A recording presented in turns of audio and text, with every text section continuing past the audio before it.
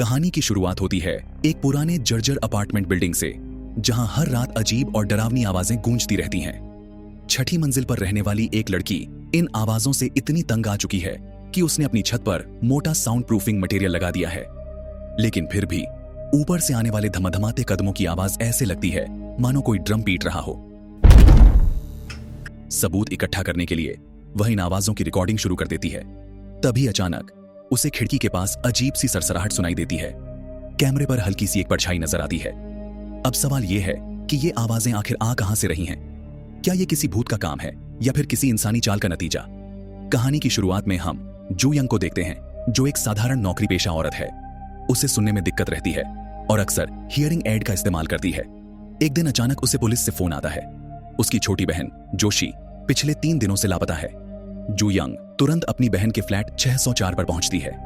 दरवाजे के बाहर पहुंचने से पहले ही उसे नीचे वाले पड़ोसी फ्लैट 504 के ओनर की शिकायत नोटिस नजर आती है। जैसे ही वह दरवाजा खोलती है, कमरा पूरी तरह बिखरा हुआ मिलता है, जैसे महीनों से कोई वहां रहा ही ना हो।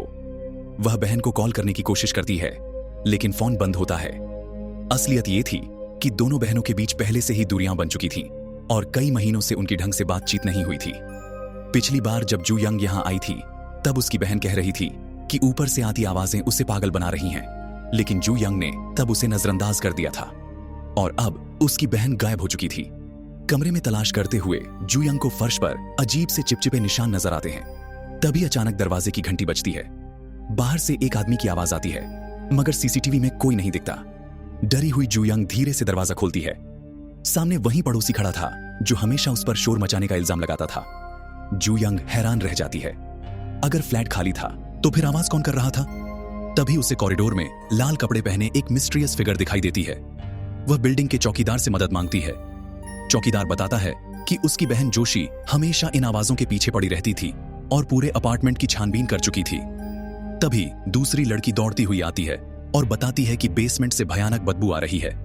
चौकीदार जाने से साफ मना कर देता है, क्योंकि बेसमेंट में महीनों से कचरा भरा हुआ है। अब जू यंग को शक होता है कि बहन का गायब होना इन अजीब आवाजों से ही जुड़ा है। वह अपनी नौकरी से छुट्टी ले लेती है और सीधे अपनी बहन के फ्लैट 604 में रहने लगती है।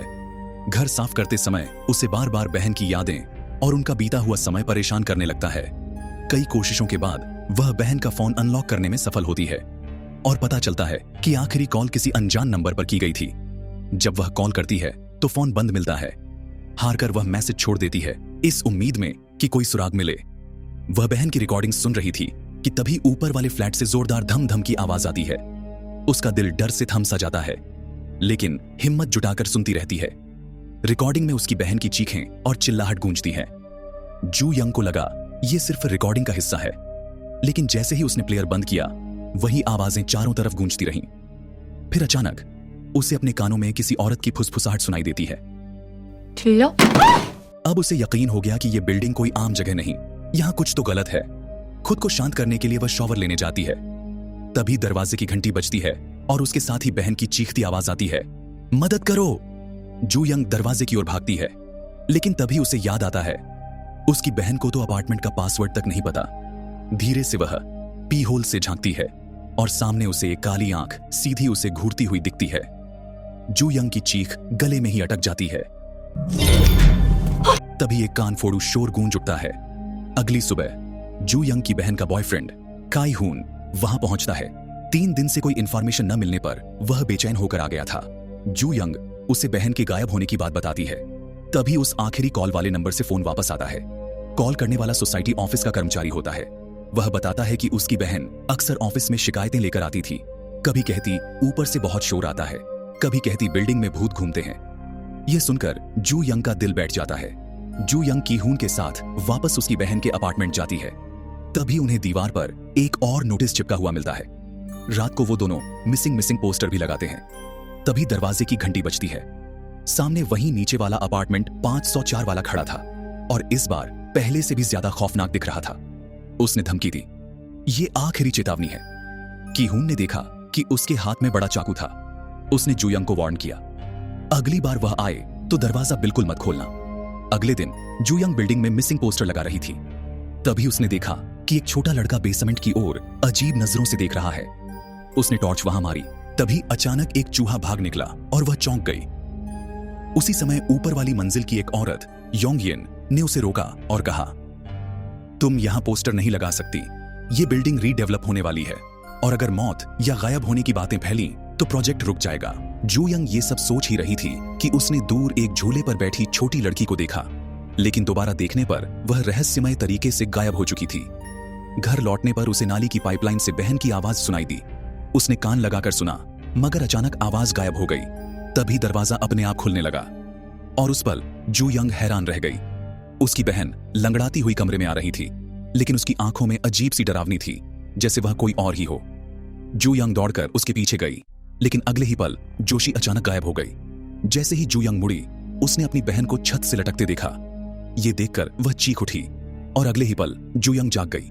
उसे एहसास हुआ कि यह सब एक डरावना सपना था। हड़बड़ाई हुई वह उठी और पानी पीने किचन में गई। तभी उसका फोन अपने आप वॉइस रिकॉर्डिंग मोड में ऑन हो गया। उसकी नजर धीरे धीरे बालकनी की ओर गई, जहां अंधेरे से उभरती एक औरत की धुंधली परछाई दिख रही थी। डर से उसका पूरा शरीर कांपने लगा और वह पीछे हटने लगी। तभी बाहर अजीब आवाजें गूंज उठीं। दरअसल नीचे वाला पड़ोसी फिर से शिकायत करने आया था, लेकिन जू यंग ने उसे नजरअंदाज किया और हिम्मत जुटाकर बालकनी की ओर बढ़ी। लेकिन जब तक वह पहुंची, परछाई गायब हो चुकी थी। उसने खिड़की से बाहर झांका तो देखा पड़ोसी भी कहीं और चला गया था। असल में पड़ोसी ऊपर 7वीं मंजिल की हलचल से वो वहां देखने लगा था।